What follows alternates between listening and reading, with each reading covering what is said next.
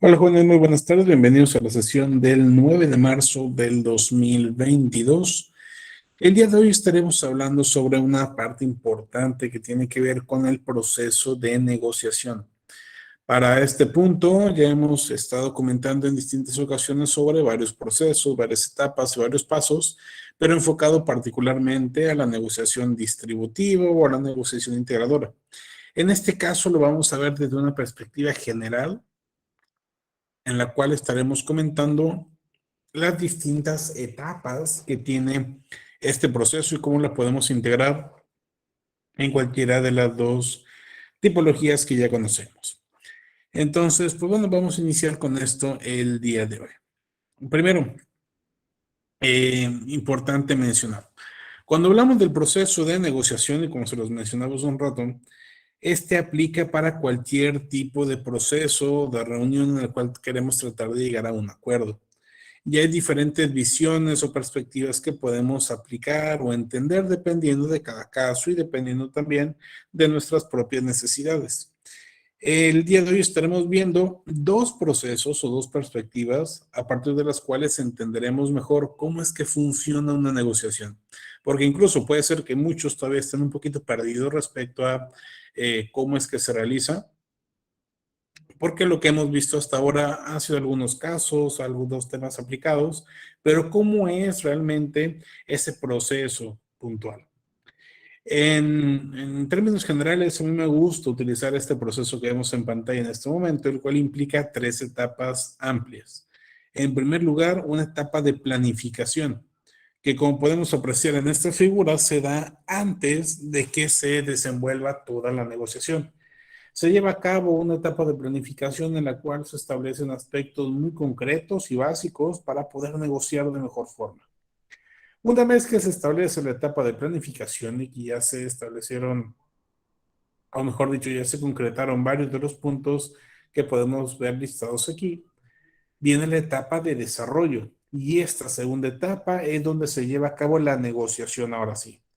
La etapa de desarrollo, la fase de desarrollo, implica entonces aplicar todos los conocimientos que ustedes han visto hasta ese punto, todas las estrategias, técnicas y tácticas, es donde se ponen a prueba y es donde se llevan a cabo. Finalmente, tenemos como tercera etapa el cierre. Un cierre que implica tomar todo lo que hemos hecho previamente, sobre todo lo del desarrollo, y llevarlo a aspectos más precisos para que se ejecuten aquellos acuerdos a los que se llegaron. Vamos a ver cada una de estas etapas por separado para que se entienda un poquito mejor. Primero, la etapa de planificación, que decíamos es la primera, y como lo hemos mencionado en muchas ocasiones, podría llegar a ser lo más importante. Si tenemos una buena planificación, si preparamos con suficiente anticipación nuestra negociación, lo más probable es que resultemos victoriosos. Y ojo, victorioso no significa que solamente nosotros ganamos. Significa que vamos a alcanzar nuestros objetivos, pero eso también puede implicar que las demás partes también lo puedan lograr. Sí, profe, pero usted nos ha dicho de preparar y de planificar y todo eso siempre, pero no nos ha dicho qué implica. Pues bueno, lo que implica es esto que vemos en pantalla. Preparar bien una negociación o planificar de forma adecuada una negociación implica cada uno de los puntos que están en pantalla en este momento. Quizá el principal tiene que ver con el identificar de forma concreta cuáles son nuestras necesidades y nuestros intereses. Repito, la parte esencial de la planificación implica encontrar nuestras necesidades y nuestros intereses. Yo debo de saber qué es lo que quiero, qué es lo que deseo, qué es lo que necesito. Si yo mismo no sé qué es lo que quiero, va a ser complicado que dentro de una negociación la otra parte pueda adivinar o que se llegue a un acuerdo satisfactorio si la otra parte no sabe qué es lo que quiero porque ni yo mismo sé.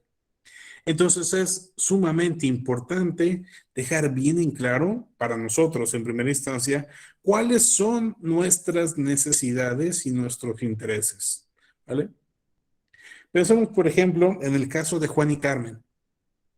Lo comentábamos ayer y lo mencionábamos obviamente el viernes pasado. En el caso de Juan y Carmen, había necesidades e intereses de cada parte. Ayer mencionábamos un poquito sobre eso, pero ¿quién me puede decir uno, solamente uno, de los intereses de Juan en ese caso? ¿Qué intereses tenía Juan? ¿O qué necesidades? Acabar el proyecto. Acabar el proyecto. Esa era una necesidad sumamente importante de Juan porque él era el líder del proyecto. Acabarlo era algo fundamental para poder ver a Juan como un buen líder del proyecto.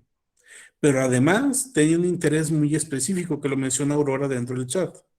Entregar el proyecto a tiempo. No solamente acabarlo, sino además acabarlo a tiempo. Y además entregarlo. ¿Ok? Además de esto, ¿habrá algún otro interés por parte de Juan? Imagínense que ustedes son Juan y que ustedes son líderes de ese proyecto. ¿Qué otras necesidades o intereses podrían tener? En que probablemente de acuerdo a cómo sus superiores vean el resultado del proyecto, le ofrezcan un mejor sueldo pues sí, ¿cómo se dice? Lo asciendan Ujú. o le ofrezcan unos beneficios o algo similar. Muy bien. Juan podría tener un interés en superarse en el ámbito laboral, obteniendo algún tipo de premio, algún tipo de ascenso, algún bono, cualquier aspecto que le podría ser de beneficio estaría excelente. Y eso podría ser uno de los intereses de Juan. Y por eso aceptó el proyecto. Y por eso está tan obstinado en que Carmen no se vaya al área de producción, sino que se quede con nosotros. Muy bien, ese es un interés muy válido y que podría tener Juan, ese deseo de superación. Para lograr eso y para concretar y combinar con lo que comentaban los demás, podemos decir que además Juan quiere que el proyecto esté perfecto, que no le falte ningún detalle, que todos los elementos que se buscaba integrar se incluyan. ¿Ok? Entonces, sabiendo todo esto, sabiendo todas estas necesidades, intereses y motivaciones de Juan, en este caso de nosotros, vamos a decirlo, podemos tener mucho mayor posibilidad de plantear objetivos concretos y claros, que es la segunda parte dentro de esta planificación. Primero necesito saber mis intereses, mis requerimientos, para poder después plantear objetivos concretos.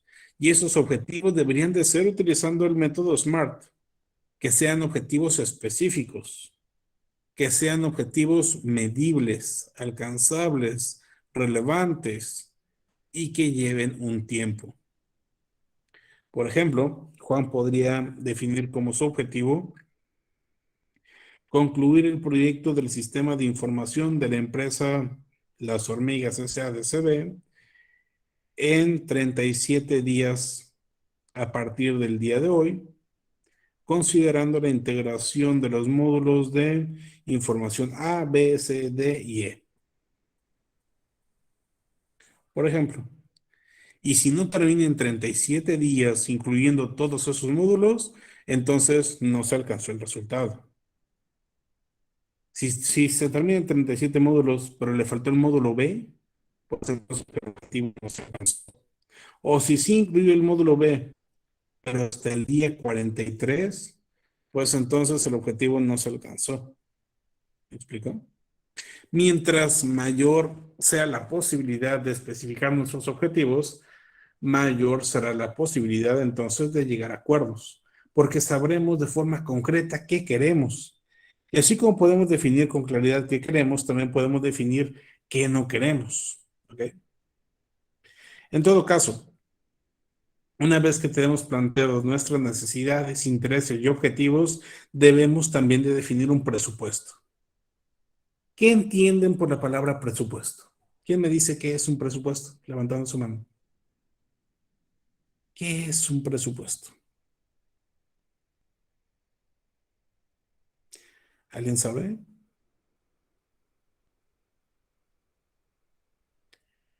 ¿Qué será un presupuesto, Jael?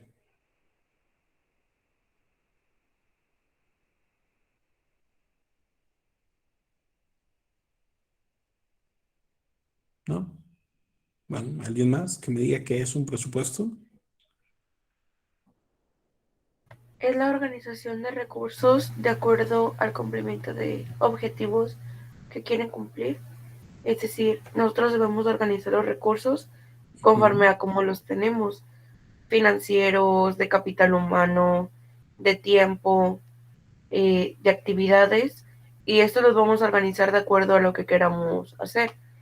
Por ejemplo, no sé, la construcción de la casa, tenemos que organizar el tiempo de mano obrera, cuánto vamos a pagar, los materiales a comprar, los días en los que va a estar terminado, pues de acuerdo a lo que queremos obtener.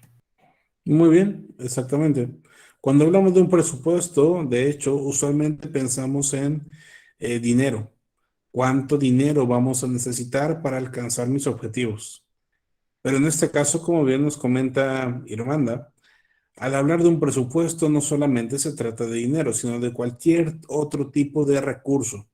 Recursos financieros, sí, pero también recurso humano, recurso material, tiempo, etcétera.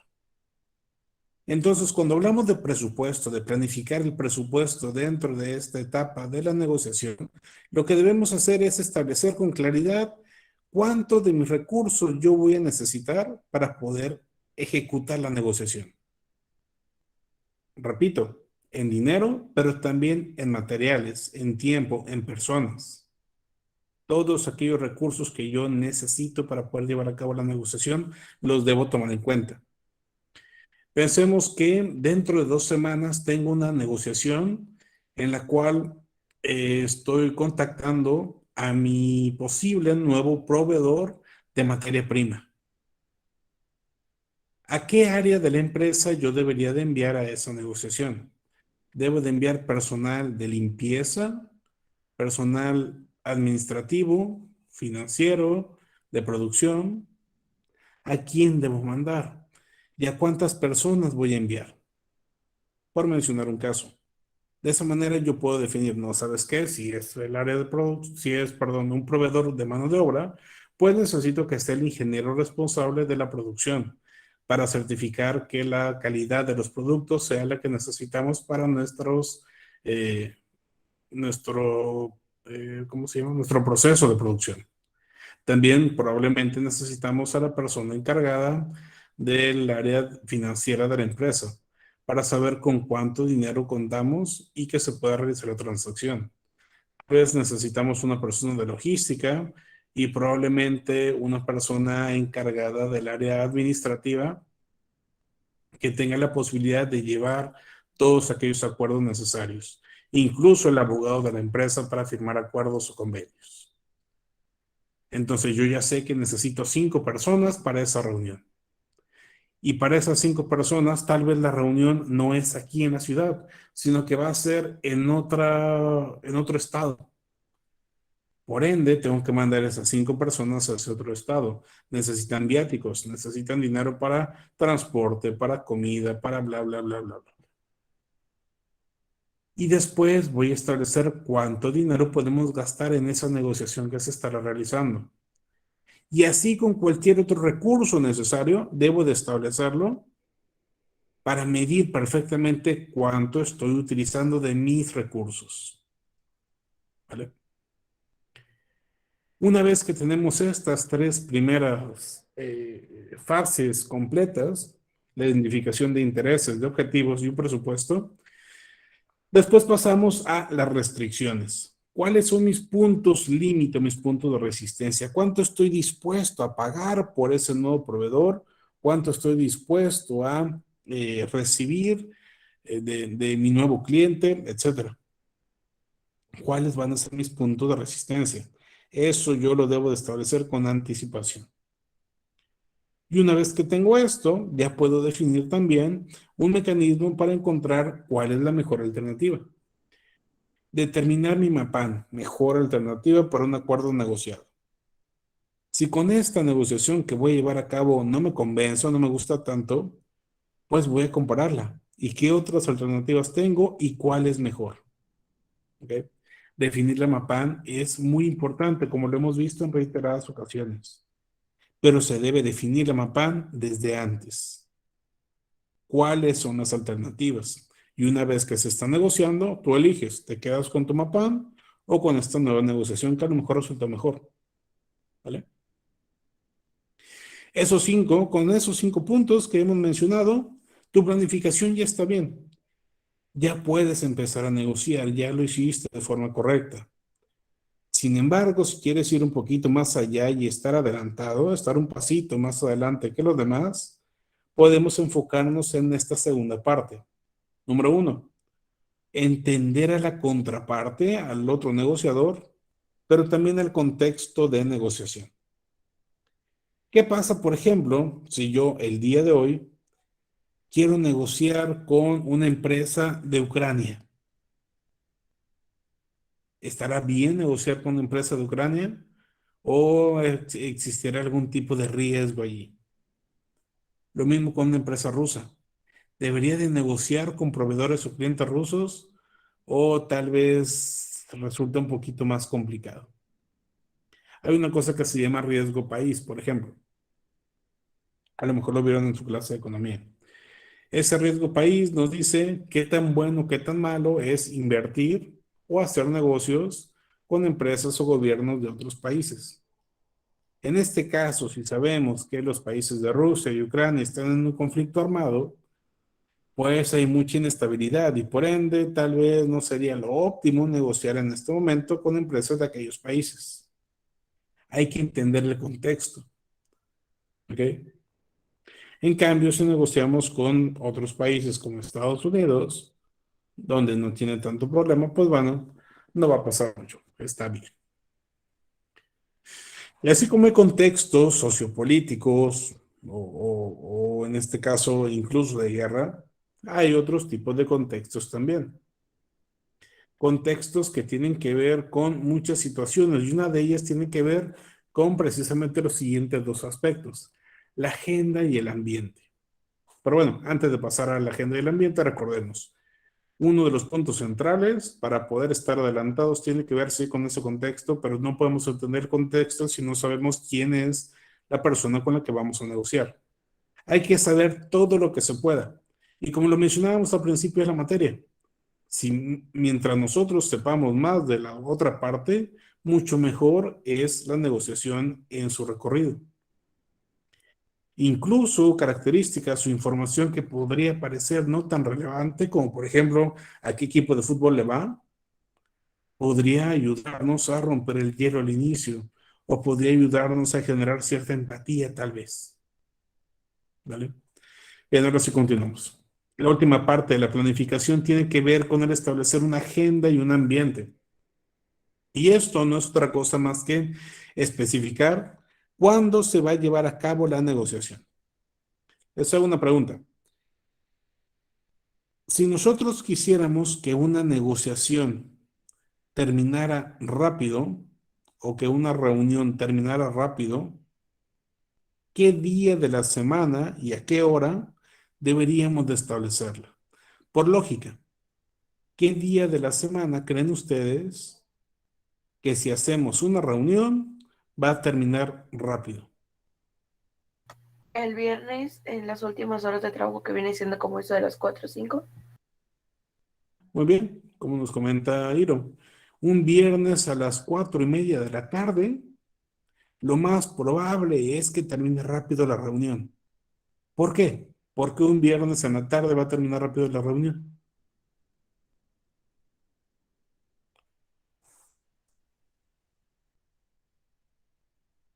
Es sencillo, ¿no? Y está obvio. Porque ya todos quieren irse a sus casas. Exactamente, es viernes. Incluso es posible que en esa empresa los viernes, en lugar de salir a las 6 de la tarde, que es su horario normal, desde las 4 se están yendo.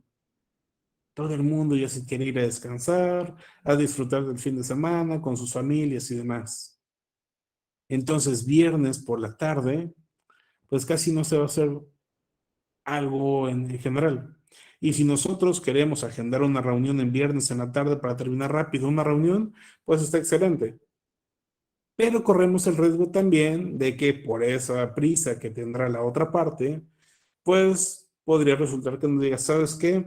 No puedo pensarlo ahorita, ¿qué te parece si lo pasamos para el lunes? Y perderíamos un par de días. Entonces también hay que establecer cierto tipo de estrategias en esa agenda para identificar qué nos conviene más. Un viernes en la tarde o un lunes en la mañana. Por experiencia les puedo decir que un lunes en la mañana, pues no es como que la mejor hora tampoco. En este caso, derivado de que, número uno, el lunes, todo el mundo odia los lunes. Y si es en la mañana, es aún peor, todo el mundo odia los lunes en la mañana. Además de que, a pesar de que no los odiemos, al ser lunes, en muchas ocasiones hay mucho trabajo que se vino retrasado del viernes o de la semana pasada. Entonces los lunes tampoco son un horario ideal. En mi experiencia, lo que mejor funciona es un martes. Martes por la mañana. ¿Por qué?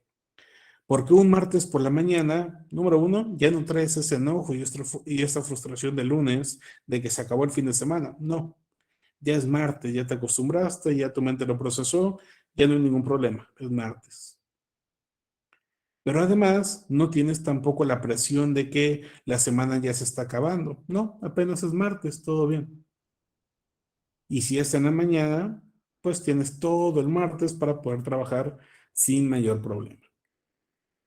Así como definimos horarios y días, también es importante elegir el ambiente adecuado. Vamos a hacer la negociación en nuestra empresa, en la tuya, a través de videoconferencia, por llamada, por mensajes de texto, o nos vamos a ver en un lugar neutral, como un restaurante o algún otro sitio. En mi caso, por ejemplo, les puedo decir que desde la perspectiva de consultor, como consultor privado, lo que yo hacía, o lo que hacíamos en mi empresa antes, era cuando un cliente nuevo nos contactaba por algún motivo, ya sea por alguna recomendación o porque nos había buscado, lo que sea, eh, primero nos contactaba a través de llamada o a través de un mensaje de WhatsApp y usualmente si requería algún proyecto en particular, lo citábamos en un lugar neutral. Este lugar neutral casi siempre era una cafetería, por ejemplo, Starbucks. Y en el Starbucks lo esperábamos y nos poníamos a platicar con él sobre el proyecto. Si el proyecto nos interesaba o me interesaba, entonces lo aceptábamos y ahora sí empezábamos a trabajar en su empresa o en la nuestra. Si no nos interesaba el proyecto o nos parecía algo que no podíamos hacer, pues entonces agradecíamos la propuesta, pero nos retirábamos. Eso es una de las ventajas de estar en un territorio neutral. Te puedes retirar cuando quieras. ¿Ok? En cambio, si estás en la empresa de esa persona, pues resulta un poquito más complicado. Y si estás en tu propia empresa, pues también se vuelve complicado porque tendrías que correr a ese posible cliente. Entonces, al inicio casi siempre lo hacemos de forma neutral, en un sitio neutral, y todo funciona mucho mejor. Repito, ya en las siguientes reuniones, pues nos sentamos en la empresa de cada uno o ya daba un poquito igual. Pero en cualquier caso, dependiendo del poder que se quiera tener o dependiendo de la negociación que se esté llevando a cabo, lo podemos hacer en diferentes sitios.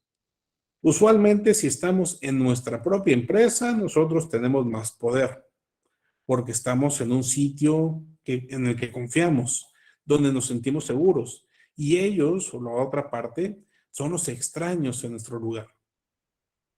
Pero eso también les ayuda a ellos en algunas ocasiones, porque hacer externos, en algunas ocasiones simplemente se pueden parar e irse, cerrar la negociación y se van.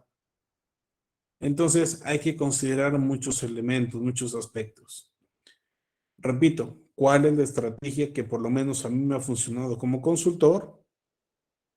Vernos en sitios neutrales. Pueden tomar el consejo si les gusta, o si tienen su propia empresa, pues también pueden invitarlos ahí. También es una buena forma.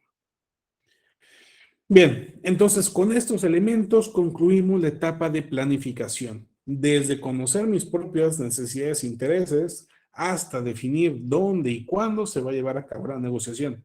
Eso es lo que debemos preparar. A eso se refería el profe cuando estaba diciendo que debemos preparar una negociación. Estos elementos. ¿Ok? Una vez que tenemos bien claros estos elementos, ahora sí, podemos agendar esa reunión y vamos hacia ella. Y entramos entonces en lo que conocemos como etapa de desarrollo. En la etapa de desarrollo se brindan diferentes temas que debemos poner en la mesa. Y el primero de esos temas tiene que ver con la forma de comunicación. En una negociación usualmente existen diferentes maneras de comunicarnos y lo hemos comentado en algunas ocasiones antes. Nos comunicamos de forma verbal, obviamente, pero también con gestos o con miradas, con ciertas actitudes. La recomendación aquí es que la comunicación siempre desde el inicio sea cordial, sea amable, sea amigable, sea con una sonrisa en la cara y de esa manera va a ser mucho más sencillo que se alcance un resultado positivo. No es lo mismo estar con una sonrisa en la cara y estar sonriendo todo el tiempo y la forma en que estás hablando que se vuelve cada vez más vivaz a que estés con la cara pues un poquito más apagada, que no quieras mover tanto la boca y que no tengas una expresión tan fuerte. Cual es mucho más monótono, más aburrido y pues con un poquito más de flojera. Podemos verlo tan solo con esta clase, por ejemplo. Es muy distinto que una persona de la clase solamente así, con este tono de voz y esta inflexión, que tal vez incluso se llega a perder poquito y poco a poco nos empezamos a dormir. A que sea una clase que esté mucho más gritante, que haya mucho más ruido y que la persona esté cambiando y cambiando y cambiando y cambiando de tema constantemente. Entonces hay que verlo desde esa perspectiva. Cuando estamos en esta primera etapa del proceso de desarrollo, la idea es que, número uno, nos escuche la otra parte, que esa comunicación sea eficiente. Y podemos empezar esta parte de la comunicación rompiendo el hielo con algunos de los temas que estuvimos investigando sobre la contraparte. Podríamos hablar de algún tema que se está viviendo en algún momento o incluso con temas muy sencillos, muy básicos, como lo puede ser el clima que se está viviendo en ese momento, o la hora o el lugar en el que están. Oye, como que hoy estuvo haciendo mucho frío, ¿no? Sí, dicen que va a bajar la temperatura más el fin de semana. Ah, fíjate. No, frío estuvo hace 2 semanas, ¿no? Eso sí, sí, me estaba congelando. Tengo un amigo que venía de no sé dónde y tal. Ah, sí, tal. Y empezamos una conversación un poquito más amigable sobre algo que no tiene absolutamente nada que ver con el tema. Pero ojo, eso fue porque la otra parte nos da un poquito de iniciativa para seguir hablando de eso en un inicio. Pero ¿qué pasa si cuando hago exactamente la misma pregunta sucede distinto? Por ejemplo, oye, como que hoy hizo mucho frío, ¿no? Sí. Y ya, pues entonces sabemos que por allí tal vez no va a haber tan buena comunicación. ¿Me explico? Podemos cambiar de tema quizá, o podemos adentrarnos directamente a lo que vinimos. Hay personas a las que les encanta hablar y les gusta hablar de muchos temas, mientras que hay otras a las que no les gusta hablar mucho y prefieren enfocarse a lo que van y nada más. Entonces, esa comunicación no es como que la podamos preparar del todo. Conforme va avanzando y nos vamos conociendo, podríamos agregar o quitar cosas. Pero lo importante es que fluya la información, que fluya esa dinámica en la cual ambas partes están hablando. Recordemos los casos que hemos estado practicando durante las clases presenciales en la semana antepasada y la anteantepasada. Presentábamos casos de negociación y ustedes debían negociar.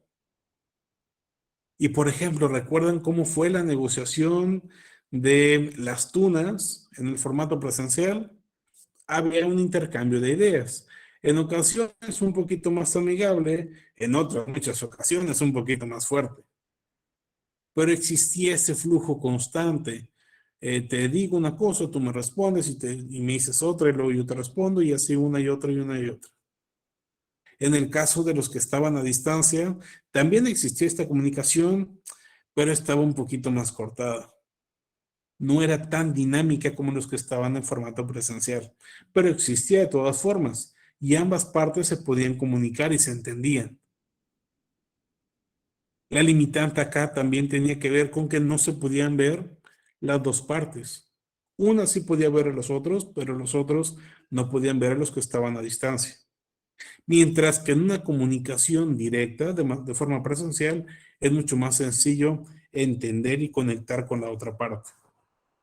Si yo te digo una propuesta y veo que tú levantas los ojos, levantas la mirada y haces una expresión con tu boca como mordiéndote ligeramente la mejilla por dentro, pues eso me hace ver a mí que no te gustó tanto esa propuesta o que no estás tan seguro. Y en ese momento, de forma inmediata, puedo modificarla, puedo cambiar o puedo hacer algo para apreciar que te guste realmente lo que estoy diciendo. Y esa es la idea, entender esos procesos de comunicación. En esta primera etapa también, entonces, no es solamente abrir la conversación y romper el hielo, sino también empezar a brindar las primeras ofertas. ¿Qué es lo que te puedo ofrecer o qué es lo que me puedes ofrecer tú a mí? Posteriormente hay que plantear estrategias. Ya que entendimos el proceso de comunicación entre ambos, que ya estuvimos dialogando un rato, yo ya puedo apreciar si esto va a ir por un rumbo distributivo o integrador. Y entonces, algunas de las estrategias que ya conocemos las podemos empezar a aplicar. Y si yo ya tengo una estrategia definida, puedo aplicar técnicas y tácticas concretas. Digamos, por ejemplo, que yo quiero utilizar una táctica, perdón, una negociación distributiva. Mi estrategia en este sentido va a ser tratar de que la otra parte baje su punto de resistencia. Y voy a tratar de lograr que ellos bajen su punto de resistencia al utilizar algunas ofertas con la técnica de policía bueno, policía malo. Y a partir de utilizar esa técnica, pues tal vez pueda alcanzar ese objetivo. Y si se alcanza, entonces la otra parte va a tener que modificar ese punto de resistencia y esas ofertas iniciales que me había hecho. O sea, me va a brindar concesiones. Aunque eso puede conllevar que yo también brinde algunas concesiones y se genere un ajuste mutuo. Pero en cualquier caso, eso va a permitir que a final de cuentas lleguemos a acuerdos. Entonces el proceso va de esta forma. Establecemos una comunicación clara, precisa, cordial con la otra parte para entender qué es lo que piensa, qué es lo que quiere, qué es lo que necesita y mostrarle también nuestras propias necesidades. A partir de eso establecemos el tipo de negociación que se va a llevar a cabo, planteamos una estrategia y tácticas concretas para obtener concesiones que nos lleven a acuerdos. Entonces, en esta segunda etapa es donde se aplican todos aquellos conocimientos de negociación y es donde se llegan a los acuerdos. Repito, en esta etapa de desarrollo es donde se llegan a acuerdos. Y esos acuerdos pueden ser solamente de palabra. Nos damos un apretón de manos y listo. Así lo hacemos, así quedamos. Pero lo importante es cerrar esos acuerdos de manera más contundente. Y en muchas ocasiones, ese cierre del acuerdo va a ser a través de la formalización. ¿Y a qué nos referimos con esto? Cuando yo les digo hay que formalizar un acuerdo, ¿qué les viene a la mente? ¿A qué les suena? Debemos de formalizar este acuerdo. ¿Qué significará?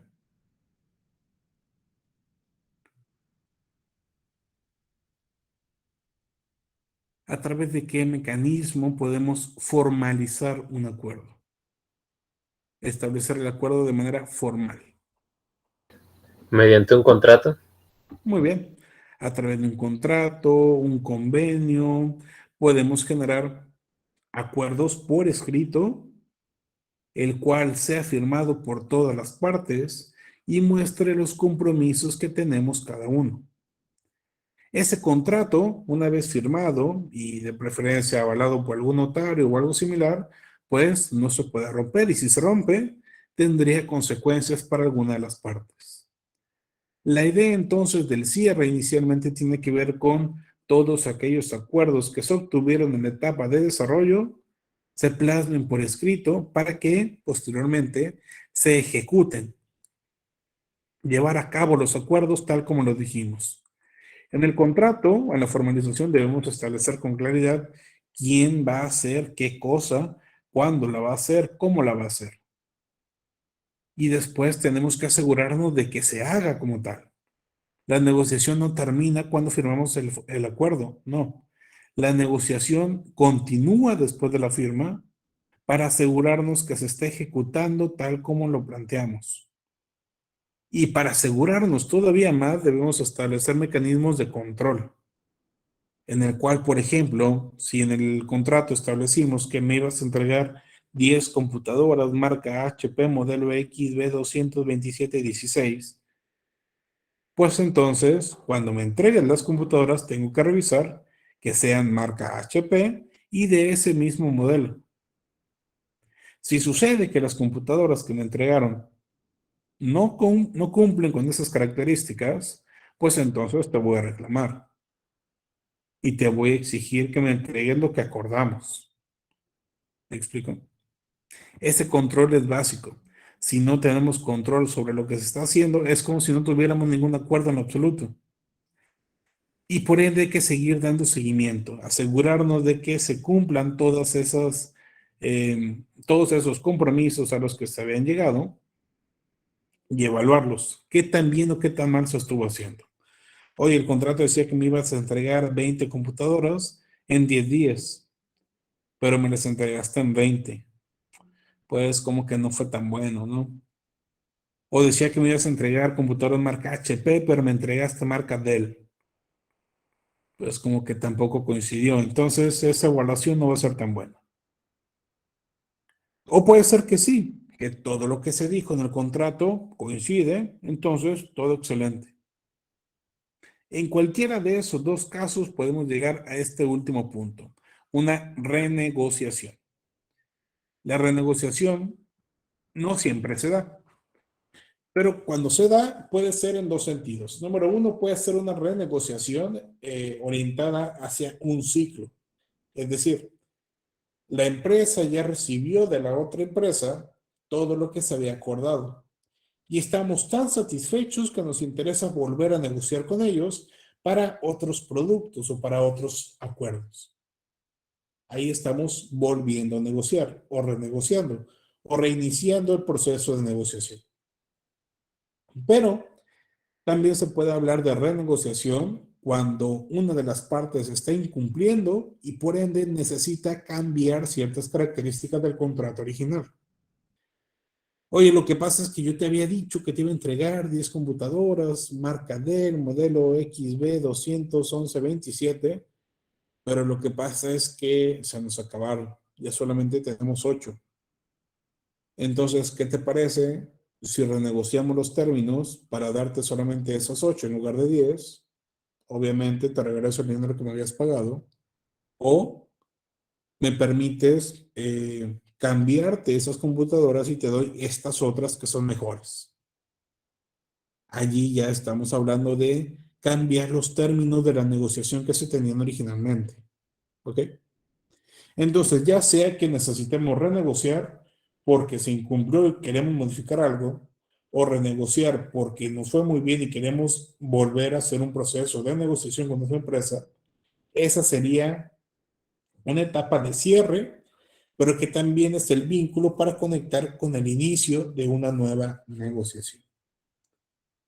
Básicamente, este es el proceso genérico de negociación. Tenemos entonces 3 etapas en las cuales nos debemos de enfocar.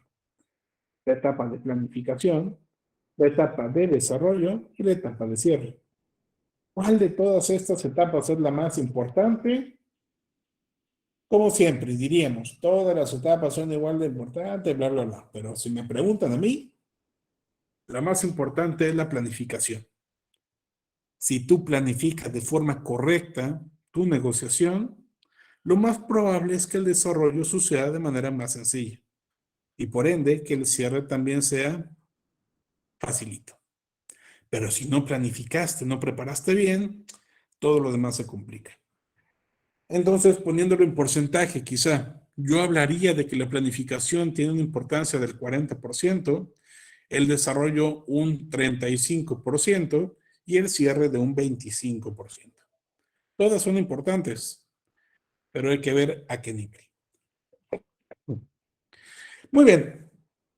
Este es el proceso de negociación, entonces lo podemos aplicar tanto para negociaciones distributivas como integradoras o incluso negociaciones acomodativas y de cualquier otra que se nos ocurra. Este proceso de negociación lo estaremos usando cada vez que se necesite, cada vez que vamos a llevar a cabo un acuerdo. Y es un proceso que pueden utilizar no solamente para empresas, también para su vida personal. Establecer con claridad cada uno de estos puntos nos permite entender de mejor forma cómo funcionan las relaciones humanas. Entonces, si les interesa tomarlo por ese sentido, también es una buena idea.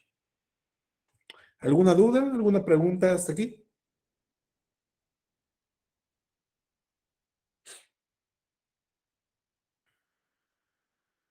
Muy bien. Parece que no hay ninguna. Bueno, hoy es miércoles y nos tocan usualmente un par de horas de clase. Sin embargo, les comento rápidamente, el día de hoy no me encuentro en mi casa ni en mi oficina, de hecho no me encuentro en la ciudad, tuve que salir por unas cuestiones personales de salud. Entonces, vamos a dejar hasta aquí la sesión del día de hoy, la segunda hora la vamos a dejar libre. También les comento el día de, bueno, con ustedes no tenía clases el día de mañana, no hubiéramos tenido. Y el viernes es cuando regreso a Ciudad Victoria. Entonces, todavía no estoy seguro si si voy a alcanzar a llegar con ustedes a clase presencial, pero de todas formas les voy avisando que es probable que no. En todo caso, si no alcanzo a llegar con ustedes a clase presencial, traten de mantener la compostura en el aula. La hora es un poquito antes de su receso, entonces pueden tomar su receso, pero por favor con tranquilidad, sin hacer tantos aspavientos y demás. En cualquier caso, la coordinadora de la carrera ya está avisada, ya sabe que probablemente no vaya a estar con ustedes, pero de todas formas traten de pues no hacer tanto ruido. Pero bueno, por lo pronto sería todo por el día de hoy. Muchas gracias por su asistencia. Espero nos podemos ver el día viernes y si no, pues bueno, nos vemos hasta el próximo lunes. Muchas gracias, que tengan una excelente tarde y nos vemos cuando nos veamos. Hasta luego. Hasta luego, profe.